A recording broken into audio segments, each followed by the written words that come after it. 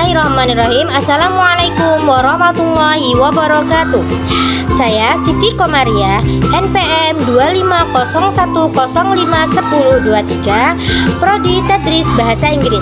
Di sini saya ingin menjelaskan tentang integrasi akal dan hati dalam pendidikan Islam menurut telaah pemikiran Al-Ghazali. Dalam dunia pendidikan Islam, akal dan hati bukanlah dua hal yang terpisah. Keduanya seperti dua sayap burung tanpa keseimbangan.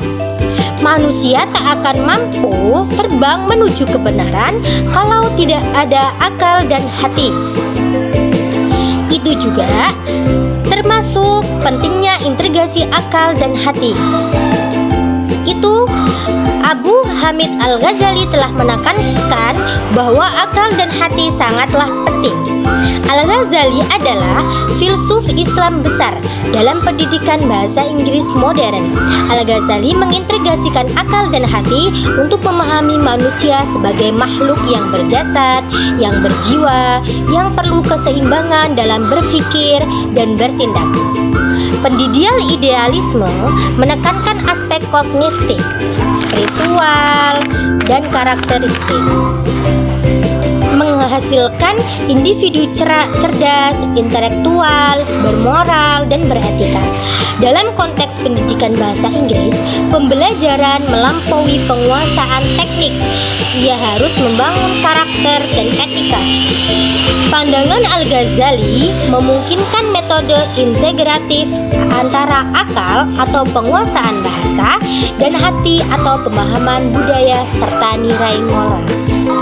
Presentasi yang saya sampaikan ini bertujuan untuk mengenal dan memahami pemikiran Al-Ghazali tentang hakikat manusia yang mengintegrasikan akal dan hati.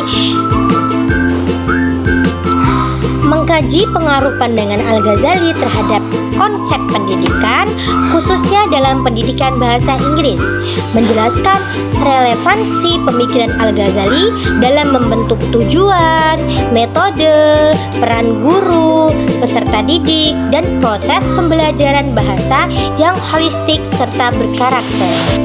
Nah, di sini saya akan menjelaskan pandangan menurut Al-Ghazali tentang integrasi akal dan hati dalam pendidikan Islam.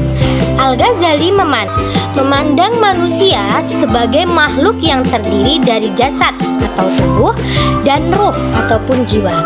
Dalam jiwa manusia terdapat dua aspek penting, yaitu akal dan hati ataupun qalb atau jiwa batin. Keduanya ini harus dipadukan secara harmonis agar dapat berfungsi secara sempurna di tubuh manusia.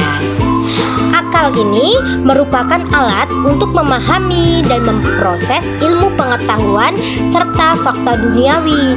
Nah, akal juga ini berfungsi sebagai instrumen kritis dan logis dalam berpikir serta pengambilan keputusan. Namun, akal tanpa bimbingan hati dapat menghasilkan pengetahuan, akan tetapi pengetahuannya itu tidak jelas atau yang bisa disebut dengan dangkal dan tidak berbudi luhur. Nah, menurut Al-Ghazali, hati itu bukan sekedar organ fisik, akan tetapi hati itu pusat spiritual dan moralitas. Hati juga berfungsi sebagai sumber intuisi, kesadaran spiritual, dan pendorong etika dan nilai kebaikan. Hati itu menjaga manusia agar tetap dekat dengan kebenaran, keikhlasan, kesederhanaan, sehingga perilaku manusia itu bermoral, berakhlak, dan berbudi luhur. Maka dari itu, Al-Ghazali ini menekankan integrasi akal dan hati ini harus sama-sama seimbang, karena akal tanpa hati menjadikan manusia terjebak pada rasionalitas kering tanpa nilai norma dan hak. Dan hati tanpa akal dapat menimbulkan kepercayaan yang tidak rasional dan fanatik.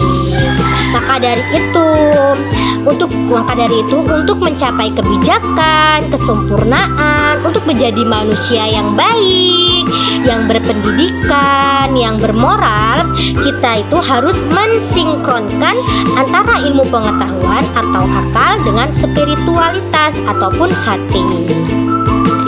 Dan pandangan Al-Ghazali tentang pengaruh pada konsep pendidikan bahasa Inggris tentang integrasi akal dan hati, yaitu dia itu satu, bertujuan untuk tujuan pembelajaran, dua, metode pengajarannya, terus tiga, peran guru, peran peserta didik, proses pembelajarannya. Kita juga bisa melihat contoh nyata dalam pendidikan bahasa Inggris, yaitu dengan kurikulumnya. Kita bisa melihat kurikulumnya tidak hanya fokus pada keterampilan bahasa, tapi juga dapat membentuk karakter siswa.